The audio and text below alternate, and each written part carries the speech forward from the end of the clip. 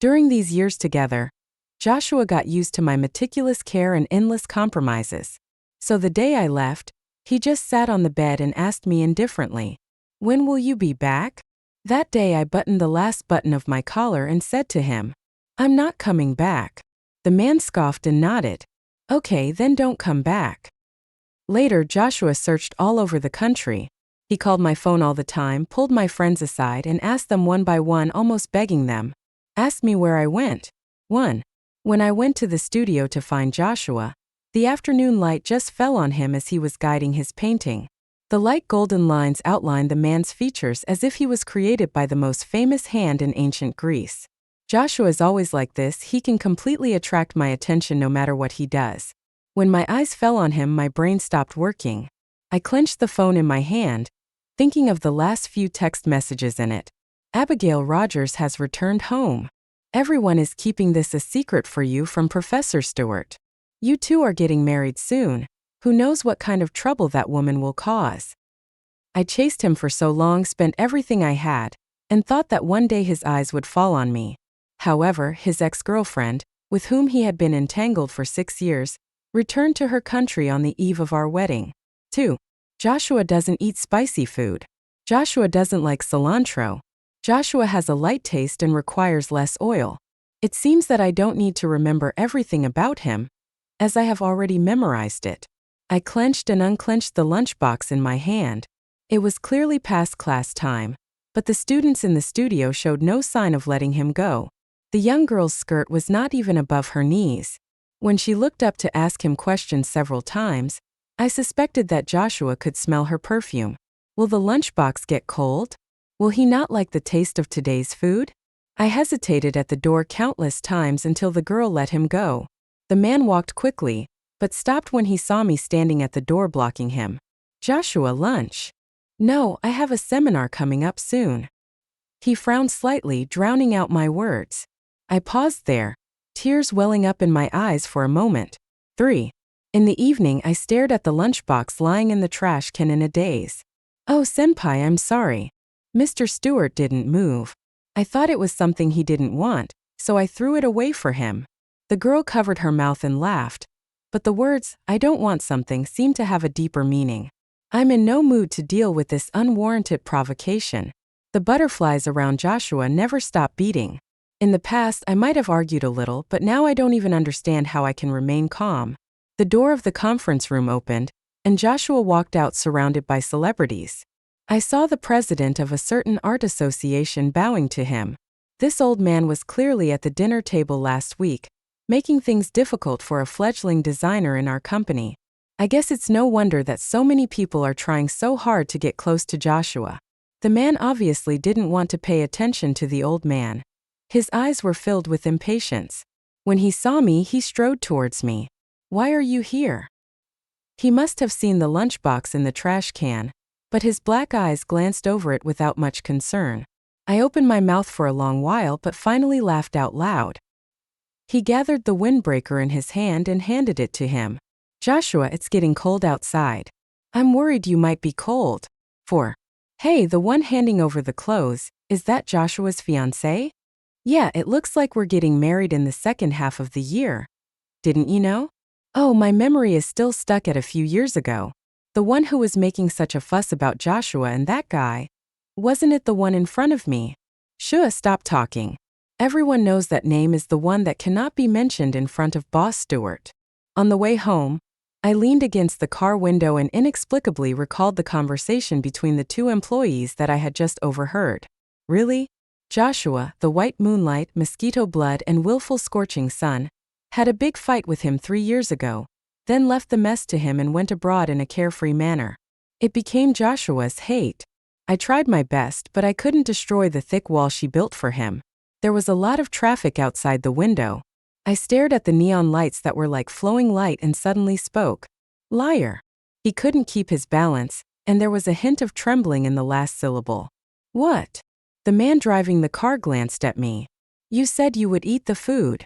He sighed, and for the first time he showed a little bit of compromise as he was usually impatient. "Where's the food?" "Your assistant threw it away." He nodded, the light turned green, and he stepped on the accelerator, His words calmly without any emotion. Then I'll fire her tomorrow, okay? This was his solution. I continued to lean against the glass, watching the drizzle falling like fine threads, blending into the colorful scenery outside the window. 5. Sarah Bennett, what are you so upset about? The lights in the house were off because it was raining, and the car was parked in the yard, so both of us were wet. I felt a little desolate when his big hands pinched the back of my neck. He pressed me at the entrance and bit my earlobe and kissed me. You were the one chasing me. You've been pestering me for how many years? 2 years. Who are you? Just because you like me, I have to respond? Who cares about you? He held me there, rubbing the inside of my knees, and asked me, How did you answer? You said you're willing to do anything to be with me? Joshua's words exposed all my embarrassment. It's like exposing a fish dying of thirst to the scorching sun. He had little patience and could not get an answer even if he pressed me. He smiled with a mocking look and hugged me tightly, until he seemed to feel the warmth of my neck and shoulders, and then he froze. Then he laughed. Cry. Wait until you finish crying, then I'll continue. You see, his patience with me has run out again. I don't know when the drizzle turned into a heavy downpour. I stared into his eyes in the deep night. Joshua. Calling his name. Do you think I will never leave? I didn't wait for his answer to this question. The doorbell rang, interrupting the delicate atmosphere between us. It was raining heavily outside. Before I opened the door, I couldn't figure out who would visit me in such weather. Until the white shadow in front of my eyes gradually became clear. The girl's makeup was somewhat faded by the rain, but it still did not diminish her gorgeous pride. She didn't even look at me, her eyes were fixed behind me. The girl who had caused him a heartbreaking quarrel 3 years ago now turned into ink in the continuous heavy rain and appeared before his eyes again. She seemed to have great confidence, with an air of superiority and charity. Joshua, do you really want to spend your whole life with a woman you don't like? I'm in front of you now, will you marry me? I looked back. Through the layers of rain curtains, the man paused, his eyes dark, but he just stared at her without blinking. I thought, what a nuisance. Now I don't have to worry about whether I should tell Joshua that she's back. I gave way a little, allowing the two of them to look at each other more thoroughly, and finished what I had just said. Joshua, how about not getting married? 6. The heavy rain seemed unable to wash away her wet vision. But I didn't expect that Joshua closed the door without hesitation. In an instant, the noisy living room returned to silence. Don't think too much. I heard his steady voice. The man lowered his eyes and gently wrapped a towel around my bangs that were wet by the rain. There's no chance for me and her anymore. The days seemed to pass by as usual, and the day for Joshua and I to get married was getting closer. Otherwise, the parents of both parties have already met, relatives and friends all know about it, and people send letters of congratulations every now and then. It seems like everything is pushing us forward. I went to the studio as usual. Recently, an international competition has come to an end, which has had a wide impact. I am currently putting the finishing touches on my painting, but for some reason, the few strokes I filled in were not quite satisfactory. When I was feeling a little annoyed, someone suddenly knocked on the studio door. Teacher Bennett, someone is looking for you. At that time, I didn't think much about it. I just thought of it as a friend who knew I was getting married and came to congratulate me. Until I saw the girl with her hands behind her back, waist-length hair, looking at me with a smile. It's Abigail. 7. Hello? What should I call you, Joshua's fiancé? The outdoor temperature was 37 degrees, and the roaring light of summer hung on her brows. They all said that Abigail was beautiful, a kind of extremely flamboyant beauty that could capture people's souls in almost an instant. What are you doing here? I subconsciously rubbed the paint on the tip of my finger, and the shadow was clearly defined. The dazzling light fell on the snow-white skin of the girl opposite, and the blood vessels were clearly visible. She curled the corners of her mouth and smiled at me. The next second, I only noticed a flash of light passing before my eyes. She attacked too fast and I had no way to dodge. When I came to my senses, pain had already exploded on my face. Abigail, she took a razor blade and scratched my face. My heart beats like a drum in my ears, and the summer wind rustles and echoes. I covered my face, my vision filled with dark red. Blood splattered all over my unfinished painting, I thought. Damn it, she's really a lunatic. Let me see. It's a 6 centimeter long cut. Luckily you dodged quickly. The knife was meant for your face. The chirping of cicadas at night is disturbing. But the person opposite me was looking at my face left and right, laughing with interest. It will leave scars, are you afraid? From the time I went to the hospital in the afternoon to treat my wound until now, I have been staring at the handsome face opposite me, who is wearing a white coat but has a cynical smile. I am not even interested in saying get out. Nicholas Ramirez, my childhood friend. In our second year of high school, he studied science while I studied liberal arts, and we parted ways since then. It's not that we haven't met each other over the years, but for some reason Joshua doesn't like him very much, so my contact with him has become less and less. This time I went to the emergency department with blood all over my face, and unexpectedly he happened to be on duty. Tell me, what's going on? With gauze wrapped around his face, I looked through my other eye at Dr. Ramirez, who was shaking his long legs and seemed determined to eat the whole melon without finishing his shift. From the moment I met him, this guy has never been in tune. Joshua's ex-girlfriend scratched it. I pointed to the cut on my forehead and briefly summarized the situation. When I turned around, I saw the person opposite me was laughing again. Actually, I have a pretty good temper, but from childhood to adulthood, the only person who makes me angry when I see him is Nicholas. What's so funny? Because of the gauze, I couldn't even speak clearly. Are you still married to Joshua? He curved his eyebrows and asked me. I didn't expect him to ask me this question so directly, and I was stunned for a moment. Then I saw the smile in his eyes gradually disappear. After a moment, his dark eyes showed a leisurely seriousness. So I couldn't say anything. It seems that Nicholas is the only one who has asked me this question over the years. Everyone else said congratulations, you finally got what you wanted and are with the person you love. He is Joshua. The Joshua who can exchange 1 square meter of his paintings for an apartment in a small county town. If I said I wanted to leave Joshua, everyone would think I was a fool. I lowered my eyes and wanted to say something, but Nicholas suddenly changed the subject to make me happy. He has been like this since he was a child and he looks heartless. The setting sun seeped into the windowsill through the thin blinds, and I missed Joshua a little. In fact, I called him as soon as I was injured, but he didn't answer. Normally he wouldn't go so long without calling me back, but I still got a little worried. Give one of his friends a call and try your luck. Joshua, brother. The person on the other side dodged a little, but still said to me, Abigail, he was put in jail for some unknown crime. The little girl has no one to rely on in the country. Brother Joshua has been handling some matters for her at the police station. He just finished his work and will probably return your call soon. I held the phone in my hand, wondering why my voice was so calm. How do you think Abigail ended up in police custody? How do I get in? I called the police to let her in. I hung up the phone and didn't know what to say. Then I heard Nicholas' words from the other side, softly, in tune with the slow sunset. Don't get married, is he worth it? 8. Dr. Ramirez, it seems that it is not your turn to interfere in the affairs between me and my wife. An angry voice came between us. I looked up and met a pair of deep black eyes. He still had his shirt buttoned to the collar, but he came in a hurry, not sure if it was because his current girlfriend was injured or his ex-girlfriend was in jail. My wrist was pulled up with a bit of force. I tried to struggle, but he held me down. He is angry. Why? I don't know. In the car, the air conditioner was humming. Neither he nor I said anything. He sighed and wanted to touch the gauze on my face. Does it hurt? I jerked my head to the side. Still quiet, he just looked at me, counting a few seconds silently, as if he was sure that I would lose. Yes, after a while I laughed first and I didn't know what I was laughing at. I asked him, Boss Stewart, do you know who made this cut? His eyes fell on my face, still calm and composed. What do you want? I want her to be locked up in prison until she dies.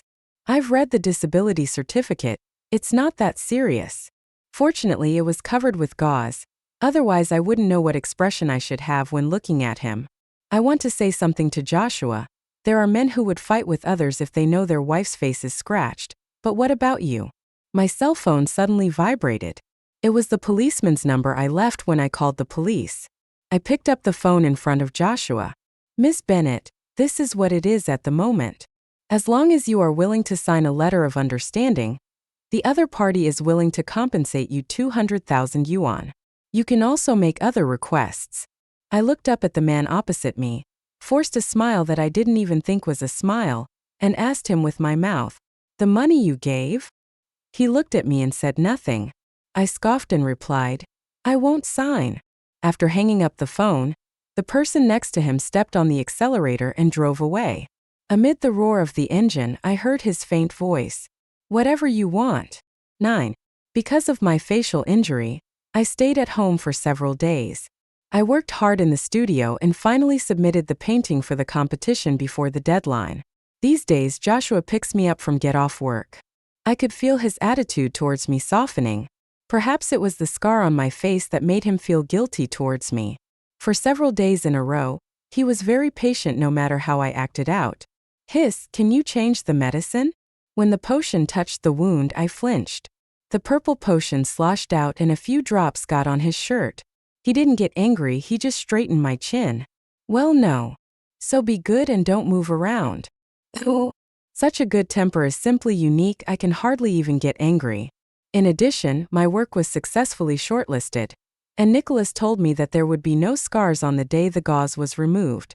Abigail was really locked up for a few days. For a moment, I felt that God was being nicer to me. The competition I am participating in this time is quite special because it is the last one, and I have always wanted to win the first place in this competition. The last session means this is my last chance. At present, there are very few painters in China who can compete with me.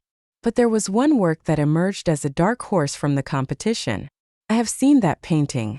It is very spiritual, like a rose growing wildly in the wild. The signature in the lower right corner of the painting is Abigail. The day after she was released from the detention center, she submitted the painting at the last minute. Then my paintings and I met in the final. 10. Because this is the last competition, the judging method this time is somewhat special. The day of selection. The first and second place winners will be voted on by 9 judges on site. The judging and the exhibition are on the same day, so all the famous painters in the industry will come. After I greeted several acquaintances, I saw Abigail wearing a red and white dress. Such bright colors did not bother her at all. She sat beside me without hesitation, and together we looked up at the painting of the two of us hanging high in the center of the stage. "Joshua is one of the judges this time, right? Do you think he will vote for you or for me?" The girl who scratched my face smiled as if nothing had happened, propped up her chin, and said to me with interest, "I guess he'll give you a vote, since you two are getting married." He used to be like this to me. Whenever I had a competition, he would come and stay up late to help me revise my drawings. She narrowed her eyes and smiled meaningfully. "Joshua never goes to any of my competitions, nor does he help me revise any of my drawings." I found her words harsh, but I didn't want to show that I cared. Fortunately, the room fell into darkness at this time and the selection officially began. The old-fashioned host livened up the atmosphere, and then came the more eye-catching segment this time. The judges voted on the paintings on the spot. Abigail and I have quite a big difference in style.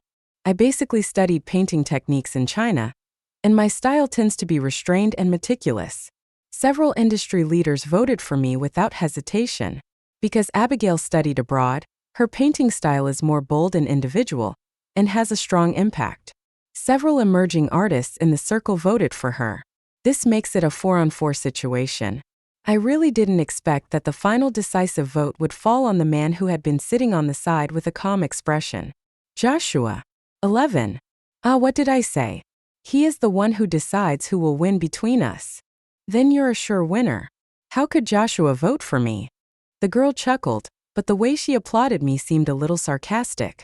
This competition was obviously very important to me, and I should be happy for winning first place, but after she said that, I felt even more annoyed. The host on the stage began to read out the final result, and the media reporters turned on their flashlights and started taking pictures of us. After a brief silence, the host raised his voice.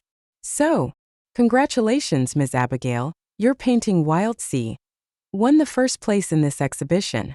There was applause from the audience, and I admit that I was stunned for a moment. I looked up and saw the girl next to me tuck her hair behind her ears and walk up to the podium in high heels. Before leaving, she said in a voice that only I could hear, "I thought you were a failure in love. It seems that you are not as good as me in painting skills." 12. The exhibition will officially open after the selection is completed. The next step is for guests to visit freely.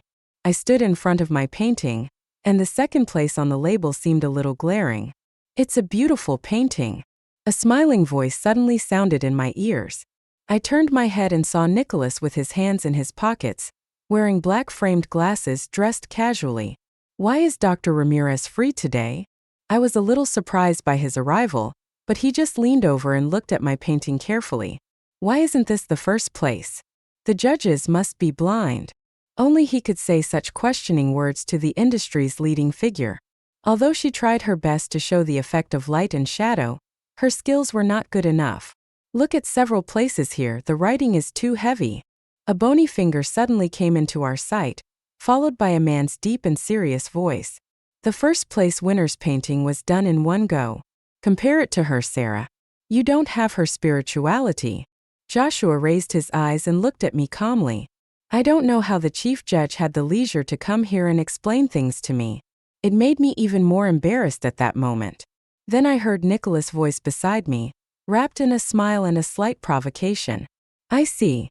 But in my eyes, her paintings are number one. After all, she is the only one in my eyes, and the only paintings I can see are hers. Naturally, to me, she is the best."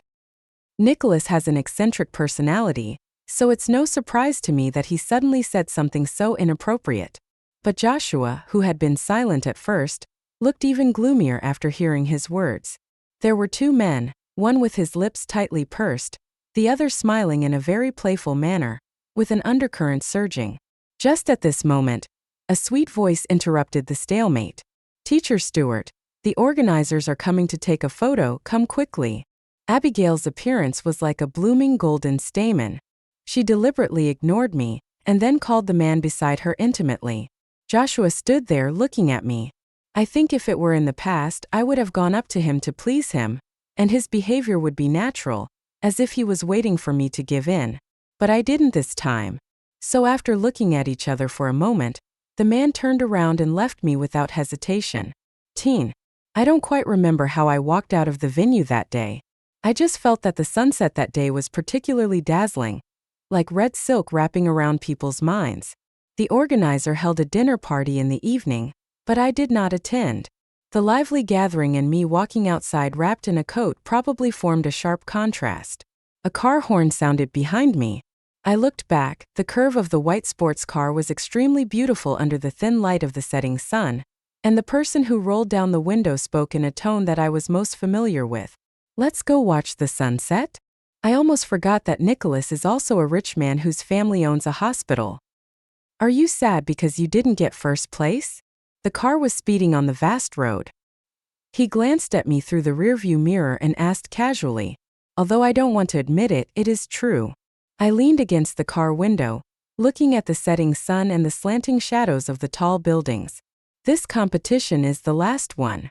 I first got to know Joshua because of this game. Growing up, my grades were pretty good.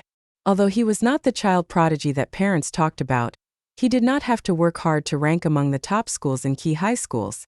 When I was a child, my parents adhered to the principle that children must have a skill, and they enrolled me in painting classes all the time. When I was in the second year of high school, I reached the moment of making a choice in my life. Either go for liberal arts or science, or go the path of an art student. My parents were arguing at that time and I didn't want to stay at home, so I went into the studio whenever I had nothing to do. Our teacher organized us to see an art exhibition before, and the first place work in the exhibition left a deep impression on me. Joshua's paintings have a power that can be engraved in people's minds. It is like the wind and snow of a lone blade, but it carries the frenzied power of the spiritual world. I took a picture of the painting at that time and have been copying it ever since. The chirping of summer cicadas is growing louder, but I just can't achieve the effect I want. Just as I was applying paint on it again with a little disappointment, a bony finger suddenly appeared in my sight. "Look here, light isn't drawn like this." A particularly light voice. Because he was leaning over to look at the painting at my level, he was quite close to me. I turned sideways to look at him. He had a high-nose bridge, a shirt that looked a little bleached by the sunlight, and eyes that were so deep and serious that they looked like a painting. He half knelt beside me, and then I watched him rub his clean fingertips across my painting, staining it with a smear of bright paint, outlining shapes never before seen. Even if you are copying, don't just copy a painting. Think more about what you want to draw. The cool and handsome guy lowered his eyes, said this, and left me. After a moment, I turned around and saw the studio teacher leaning against the door, looking at me with an expression as if he had hit the jackpot. Do you know who that was just now? Who is it? The teacher raised his chin, and my eyes fell on the signature of the copied painting. Joshua. That was the first time I knew this name. Later I told my parents that I wanted to continue pursuing a career in painting. I think one day my paintings will also be displayed in that exhibition hall. But it seems that, until the last competition, I was unable to achieve this goal. At this point I feel a little discouraged. It would be a lie to say I wasn't sad. The feeling of trying my best but getting nothing, and being rejected without hesitation by others, burned my heart like the scorching sun. So you're sad? Nicholas listened to my story all the way through, still without any reaction, and just asked me softly. Right. I nodded and acknowledged. Then put all the unhappiness behind you. He raised his hand and pressed a button in the car. The car top was slowly rolled up, and the setting sun shone on the earth in an instant.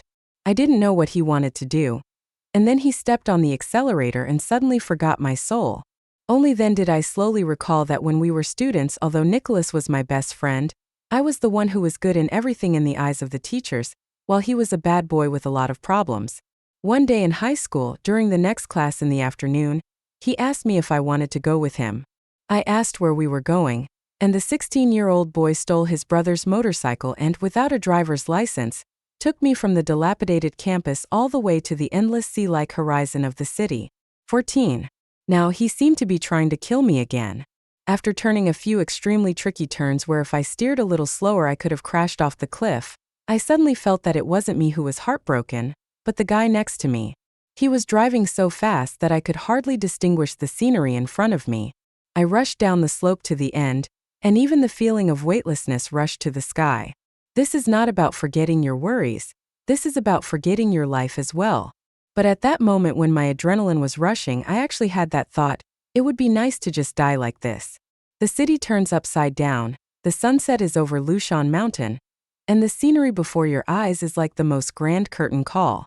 The car rushed towards the empty cliff and stopped suddenly just before crossing the horizon.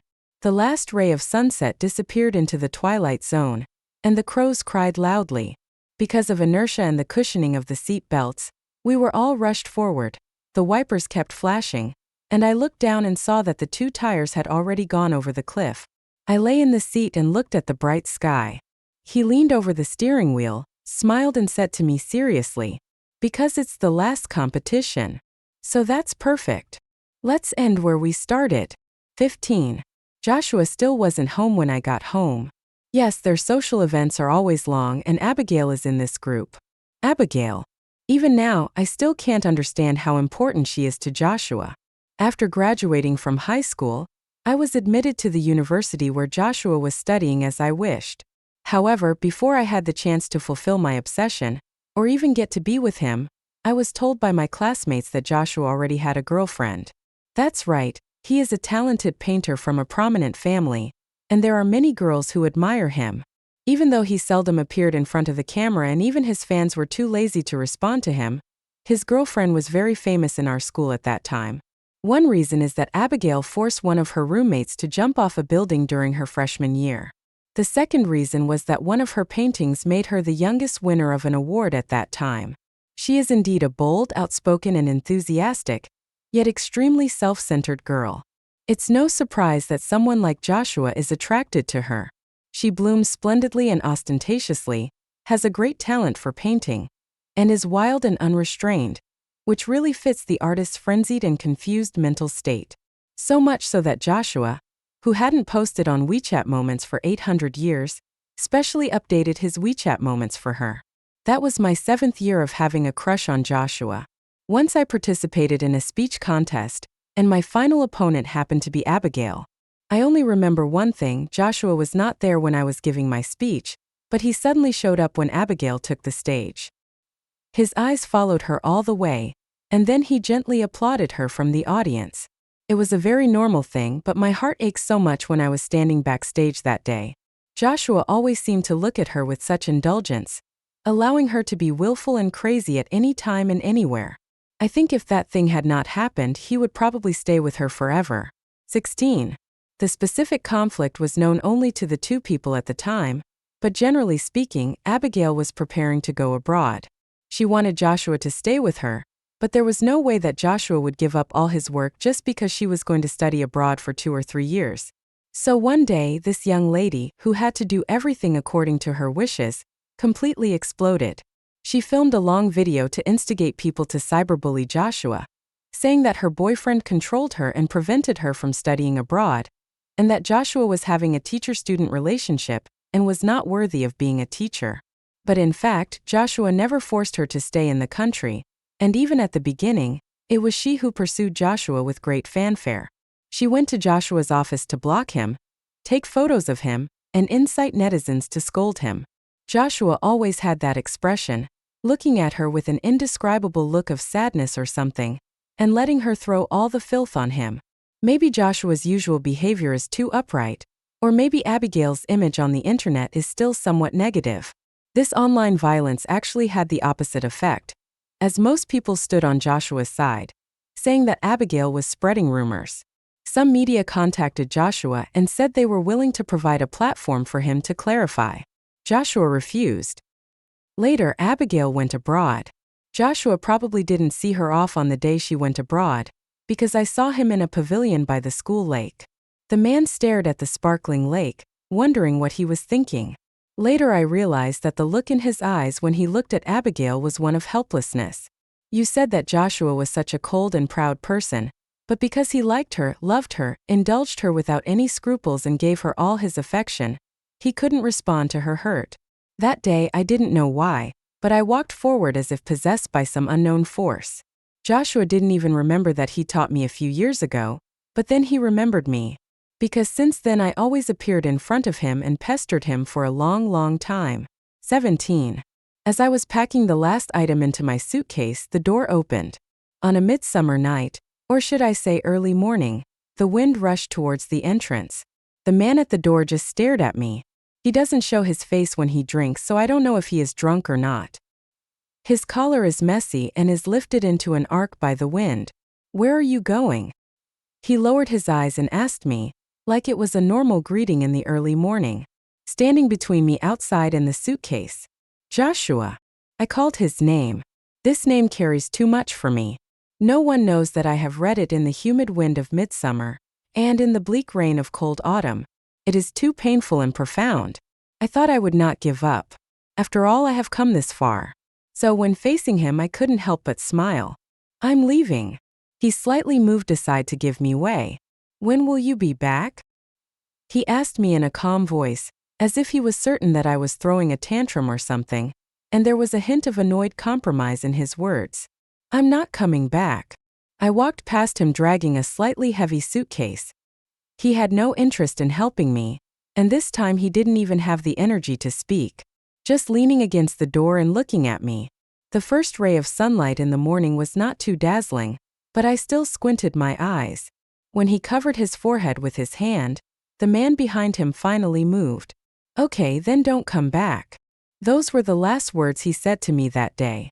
Many years later, his friend mentioned it to me by chance. Joshua said it many times later. "The stupidest thing is that you said this to me." 18. It takes about an hour by high-speed rail to get back to my hometown from the city where I work. So when I went to my mother's yard, I could even eat the wontons they had just made in the morning. When I was standing outside the door with my suitcase, my eyes met with my mother, who had just finished buying groceries. I suspect she thought she saw a ghost the second before she looked at me. "Where did you come back from?" My friends all praise my skill in making wontons, but in fact, my mother's skill is the best among all.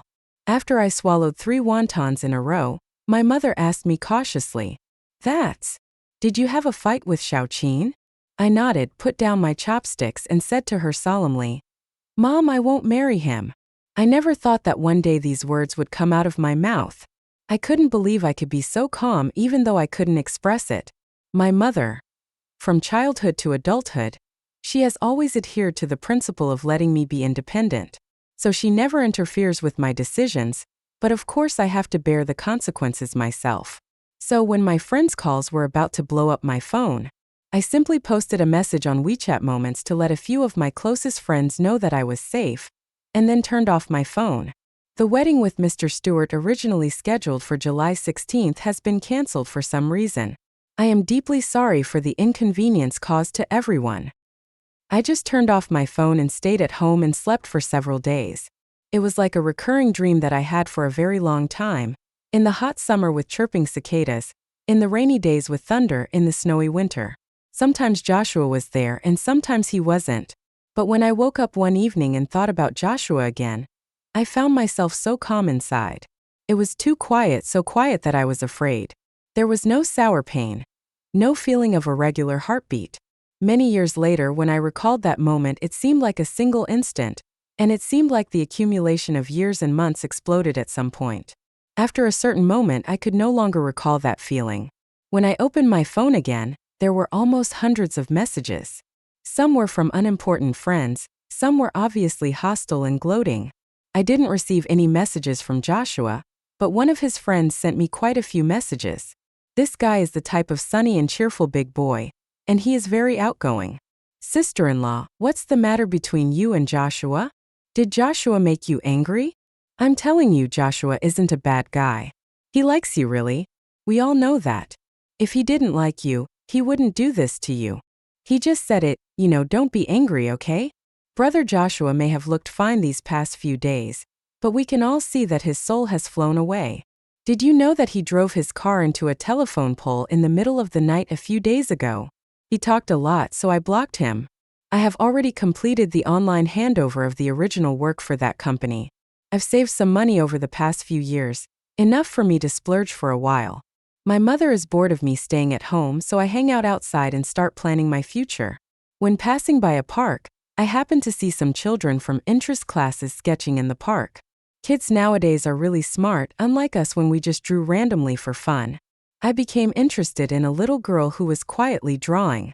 Her paintings are very beautiful and are admired by many children of the same age, but the structure is a bit rigid and it can be seen that they are drawn according to a routine. "Little boy, the light is right here. Why did you choose it here?" I asked, pointing at her paintings. "But the teacher said that the light should be drawn here. But we have to draw based on what we observe with our eyes, right?"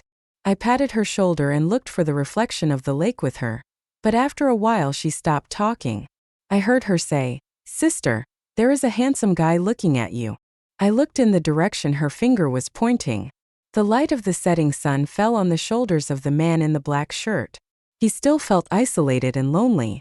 But it's so strange, my heart is gloomy, and the initial reckless excitement is gone. 19. The sun set and the children who were sketching left. He and I stood quietly beside a swing in the park. I always felt that if I didn't speak, he would never say a word in his life. So I just turned around and walked away, and a moment later my wrist was grabbed. Pine scent with a hint of smoke. He hasn't smoked for a long time, and I don't know why he started smoking again recently. "Sarah." He called me. "Does it have to be like this?" I saw that he was frowning slightly, as if he couldn't figure it out. In fact, I don't understand why he doesn't understand now. "Joshua, this shouldn't be considered a disturbance. My purpose is not to get you to coax me, I just don't want to marry you, and I don't want to stay with you anymore. Who am I, right? No one cares. So Joshua, congratulations, I won't be bothering you anymore." He still looked at me with a frown.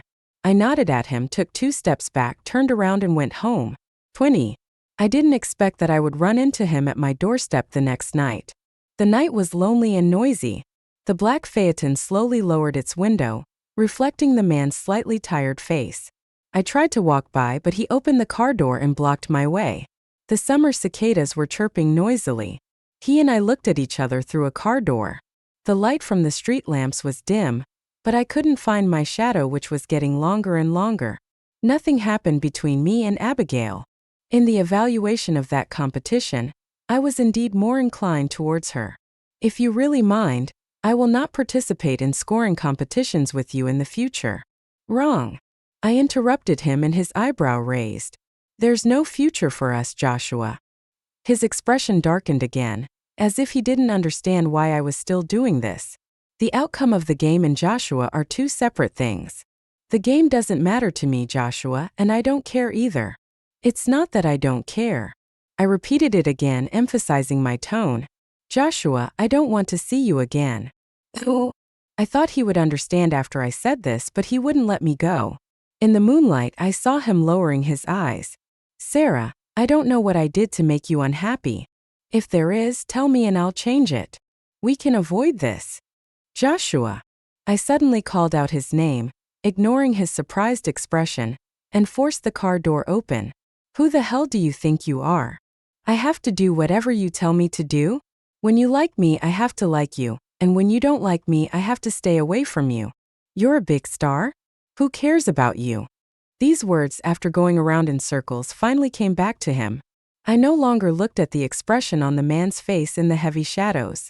I turned around and walked into the dim night. 21. Joshua started to come to see me every now and then. Logically speaking, this should be his busiest period. That day, when I went out in the morning, I saw him again in the black phaeton. Sarah, He was holding something in his hand, which looked like wontons sold in Dongshire. I thought a long time ago I told him that I loved eating wontons from this shop when I was a child. It's not like he doesn't remember anything about me. I stood there and looked at him. Joshua, it's embarrassing if adults don't know how to leave. His hands dropped again and he stood there looking at me. I think for a proud man like him, the most embarrassing thing he has ever done in his life is probably to come to his ex-girlfriend's house and ask for a reconciliation.